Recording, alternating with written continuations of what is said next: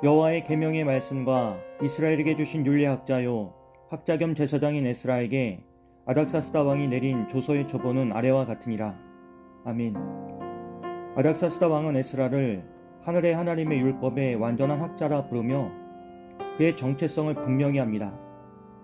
이는 에스라 개인의 학문적 성취를 칭찬하는 표현이 아니라 그가 다루는 율법의 출처가 인간이 아니라 하나님께 있음을 공적으로 인정한 선언이었습니다. 그리고 이 인정을 통해 에스라는 예루살렘으로 올라가 말씀을 가르치고 공동체를 세울 정당한 권위를 얻게 됩니다. 아닥사스다 왕의 조서의 첫 번째 내용은 귀환의 허락이었습니다. 이스라엘 백성과 제사장 그리고 레위 사람들 가운데 원하는 자는 누구든지 에스라와 함께 예루살렘으로 올라갈 수 있습니다. 이는 강제 동원이 아닌 자발적 결단을 전제로 합니다. 그렇게 포로 이후의 공동체는 더 이상 혈통이나 장소로 규정되지 않고 하나님께로 향하는 의지와 순종으로 새롭게 형성되었습니다. 그리고 두 번째로 아닥사스다 왕은 성전 예배를 위한 물질적 지원을 명합니다. 거기에는 왕과 대신들의 헌물과 자발적으로 들여진 은과 금, 그리고 제국 창고에서 제공될 재정과 재물이 모두 포함됩니다. 더 나아가 그 사용에 있어서도 아닥사스다 왕은 너희 하나님 앞에서 좋게 여기는 대로 쓰라고 말하며 상당한 자율성을 부여합니다. 이는 성전 예배가 통제의 대상이 아니라 신뢰 속에서 맡겨진 사명임을 보여줍니다. 여기서 특별히 주목할 것은 제사장과 레위인들에게 조공과 관세 그리고 통행세를 면제하라는 명령입니다.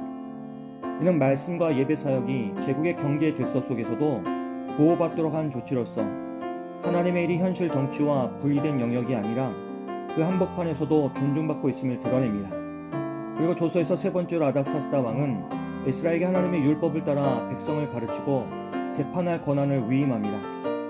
여기에는 이미 율법을 아는 자들뿐 아니라 알지 못하는 자를 가르치라는 책임도 포함됩니다. 그리고 더 나아가 아닥사스다 왕은 율법을 지키지 않는 자에 대한 명확한 제재를 규정합니다. 거기에는 사형과 유형, 재산 몰수, 옥에 가두는 형벌까지 언급되며 말씀은 권면이나 조언의 수준이 아니라 공동체 질서를 실제로 판단하고 세우는 기준임이 분명해집니다. 이렇게 하나님의 율법은 개인의 신앙 영역에만 머무르지 않고 공적 삶의 토대가 됩니다.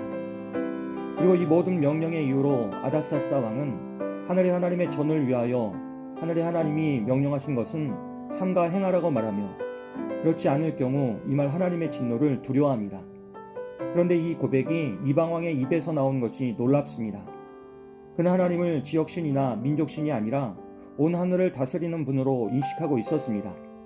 그렇게 하나님은 제국을 무너뜨리지 않고도 그 제국을 사용하여 자신의 뜻을 이루어 가셨습니다.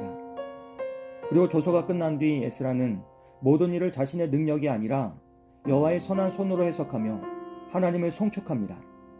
그리고 그는 은혜가 자신을 안락하게 만드는 것이 아니라 더 큰 책임의 자리로 이끈다는 것을 알고 담대함을 얻어 지도자들을 모읍니다.